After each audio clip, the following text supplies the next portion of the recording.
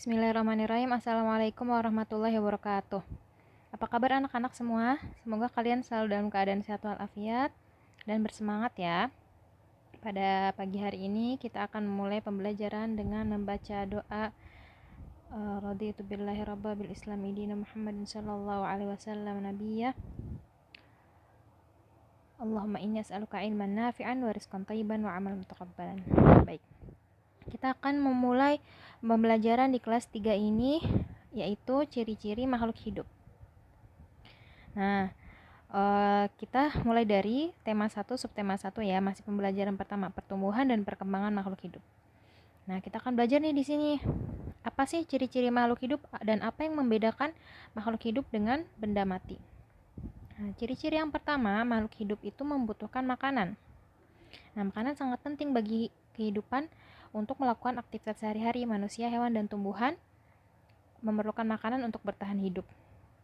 Nah, di sini bedanya manusia dan hewan tidak dapat membuat makanannya sendiri dalam tubuh mereka.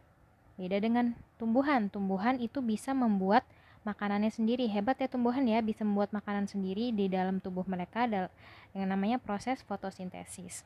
Nah, apa sih proses fotosintesis itu?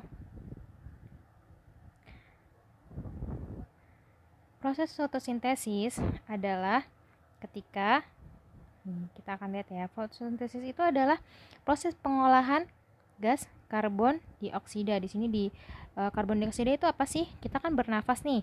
Kita memerlukan oksigen untuk bernafas. Kemudian tubuh kita setelah bernafas mengeluarkan yang namanya karbon dioksida atau CO2. Nah, di udara sini banyak CO2 tersebar di mana-mana. CO2 sini. Nah, CO2 ini diolah oleh tumbuhan, dimasukkan ke tubuh tumbuhan ini dan air yang dari tanah. Makanya kan kalau kita menanam itu harus rajin menyiram karena tumbuhan itu butuh air untuk membuat makanannya sendiri. Nah, CO2 dan air ini dibantu oleh cahaya matahari.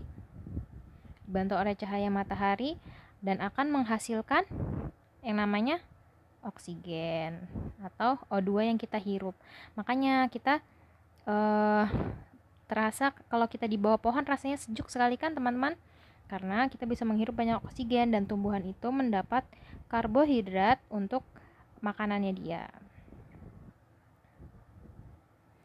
Nah, kemudian kita akan belajar lagi nih ciri-ciri makhluk hidup yang kedua adalah makhluk hidup bergerak. Nah, tentu teman-teman pasti udah tahu kan gerak manusia dan hewan. Sudah sering melihat kan manusia bergerak menggunakan seluruh tubuhnya bisa digerakkan. Hewan bergerak dengan, nih ada alat gerak hewan nih. Burung bergerak menggunakan kaki dan terbang menggunakan sayap. Kemudian apa lagi? Nih ada gambar kanguru melompat menggunakan kaki. Kemudian ada ular bergerak menggunakan perut dengan cara melata. Melata itu artinya dia berjalan di atas perutnya dan dia berjalan menempel dengan tanah atau merayap dengan tanah. Nah, kemudian di sini ada ikan bergerak dengan cara berenang menggunakan siripnya. Nah, kalian udah tahu kan tadi hewan bergerak dengan apa dan manusia bergerak dengan apa. Sekarang kita mau melihat nih tumbuhan bergerak dengan apa sih? Nah, di sini kita lihat ya. Tumbuhan itu dia bisa bergerak tapi tidak berpindah tempat. Contohnya ada pada tumbuhan ini, tumbuhan Venus nih. Nah, coba kita lihat videonya. Ada serangga yang mendekati tumbuhan ini, kemudian dimakan sama dia. Nah, ini adalah salah satu contoh gerak pada tumbuhan ya. Nah, di sini juga ada putri malu. Ketika disentuh, kalian pernah kan menyentuh putri malu? Biasanya di genangan air, dekat genangan air selokan ada putri malu. Nah, itu kalau disentuh dia menutup teman-teman, dia bergerak, berarti dia tumbuh ya. Kita lihat videonya. Itu ada dimakan kan. Nah, serangga-serangga yang dimakan sama tumbuhan ini mereka akan dihisap sari-sarinya dan tidak akan bisa keluar sampai mati.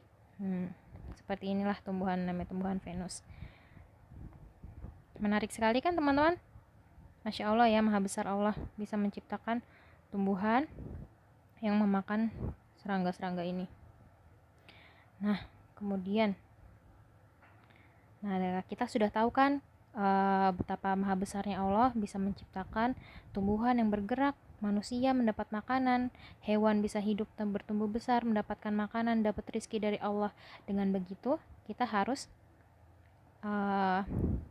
bersyukur kepada Allah. Nah, bersyukur ini termasuk dalam pengamalan Pancasila yang pertama. Yang bunyinya apa? Ketuhanan yang Maha Esa. Dan simbolnya disimbolkan oleh bintang ya, yang ini. Bintang. Contoh penerapan sila pertama tadi Ibu bilang adalah bersyukur kepada Allah. Salah satu contoh bersyukur adalah menjaga ciptaannya. Seperti tadi kita tidak boleh menyakiti hewan. Tidak boleh menyakiti hewan karena Allah juga melarang kita menyakiti hewan. Kita bersyukur karena kita bisa makan hewan, makan ayam. Nah, tapi tidak boleh menyiksanya teman-teman ya. Seperti nanti ini ada Idul Adha. Nah, dalam Islam ketika menyembelih itu harus dengan pisau yang tajam agar hewannya itu tidak kesakitan saat disembelih, langsung mati. Tidak boleh dengan pisau yang tumpul, tidak boleh menyembelih di depan hewan yang lain. Islam sangat menghormati, sangat menyayangi seluruh pengikutnya kayak rahmatan lil alamin. Islam itu menjadi kasih sayang bagi seluruh alam semesta. Nah, tidak boleh menggunduli hutan, itu perbuatan yang zalim. Tidak mencontohkan perilaku bersyukur kepada Allah.